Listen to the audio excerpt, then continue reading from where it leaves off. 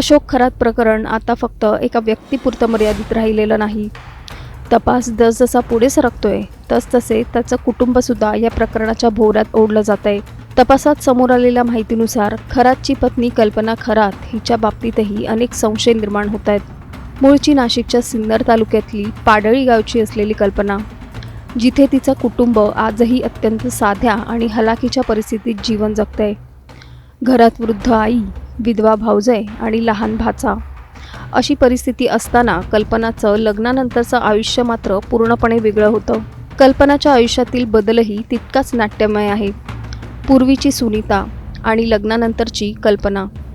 गरिबीतून थेट ऐशोआरामात गेलेलं आयुष्य. अशोक खरातचं लग्न उशिरा जमत असल्यामुळे एका नातेवाईकामार्फत हे लग्न ठरलं. वयात मोठा फरक असतानाही लग्नाचा सगळा खर्च खरात कुटुंब उचलणार असल्याने हे नातं जुळल्याची माहिती समोर येते.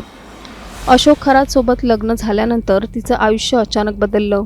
ऐशोआराम, मोठं घर आणि बक्कळ पैसा. पण या सगळ्यासोबतच तिचा माहेराशी असलेला संपर्क कमी होत गेला. दरम्यान तपासात असंही समोर येत आहे की फसवणुकीच्या प्रकरणात तिचाही काही प्रमाणात सहभाग असू शकतो. त्यामुळेच पोलिसांनी तिचा शोध सुरू केला आहे. पण इथेच सर्वात मोठा ट्विस्ट समोर आला आहे. SITचं पथक तिच्या घरावर पोहोचण्याआधीच कल्पना खरात फरार झाली. म्हणजेच तिला कारवाईची आधीच माहिती मिळाली होती का, असा संशय व्यक्त होतोय. या प्रकरणात आणखी एक महत्त्वाची बाब म्हणजे खरातचा मुलगा हर्षवर्धन आणि मुलगी तृप्तबाला यांना पोलिसांनी ताब्यात घेतलंय. तपासात सहकार्य न केल्यामुळे आता अशोक खरात समोरच त्याच्या मुलाची चौकशी करण्याची तयारी सुरू आहे. अशोक खरातवर आधीच लैंगिक शोषण, आर्थिक फसवणूक, जमीन घोटाळे असे गंभीर आरोप आहेत. दररोज नवीन तक्रारी समोर येत आहेत.